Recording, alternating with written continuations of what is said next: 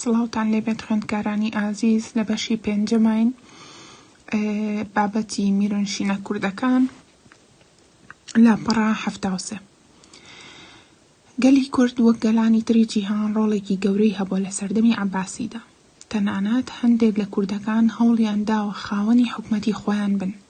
لە ئەنجامدا چەندین میرنشین و حکومەت و دەوڵەت لەسەر خاکی کوردستان دامەزران کە هەر یەکەیان حکومڕانی ناوچەیەکی دیاریکراوی کوردستانیان دەکرد.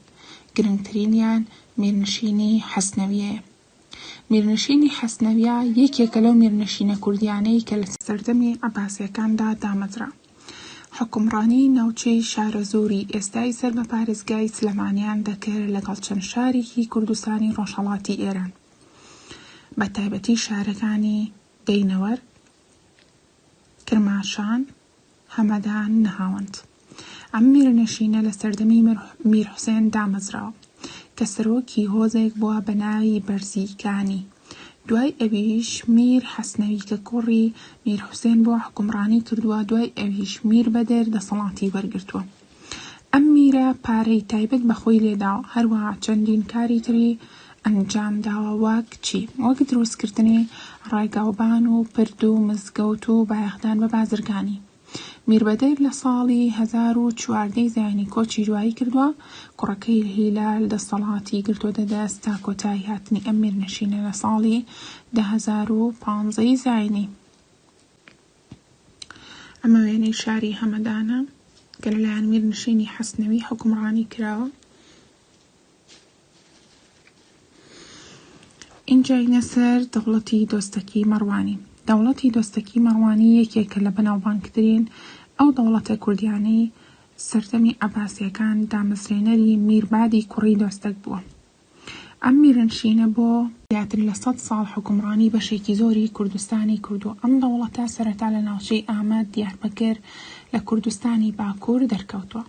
پاشان سنوورەکەی فراوان بوو زۆر ناوچەی تری باکووری کوردستانی گرتەوە.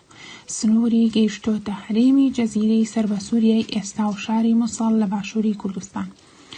زۆر شاری گرنگیان لە ژێر دەستاوە وەک ئامەد، میافارقین، ماردین، ئەرت، بەدلیس، جەزیرە بۆتان و چەندین شاری تر. دوای میرباد کوڕی دۆستەک میر ئەبوو عەلی کوڕی مەڕوان دەسەڵاتی گرتە دەست. لە دوای ئەویش براکەی کە ناوی سەعید بوو دەسەڵاتی دەوڵەتەکەی بەڕێوە دەبێت. لە دوای ئەویش چەندان میری تر کاروباری دەوڵەتیان بردووە بەڕێوە. لە میرە بەناوبانگەکانی دەوڵەتی دۆستەکی میر ئەحمەد کوڕی مەڕوان بووە. خەلیفەی عەباسی نازناوی نەسرەددەولەی پێبەخشیوە. میر ئەحمەد لە ساڵی 1061 زاینی کۆچی دوایی کردووە. دەوڵەتەکەشیان بەدەستی سەلجوقە تورکەکان لە ساڵی 1096 زاینی ڕووخاوە. ئەم وێنەیەش وێنەی شوێنەواری کۆنی دەوڵەتی دۆستەکی مەڕوانیە.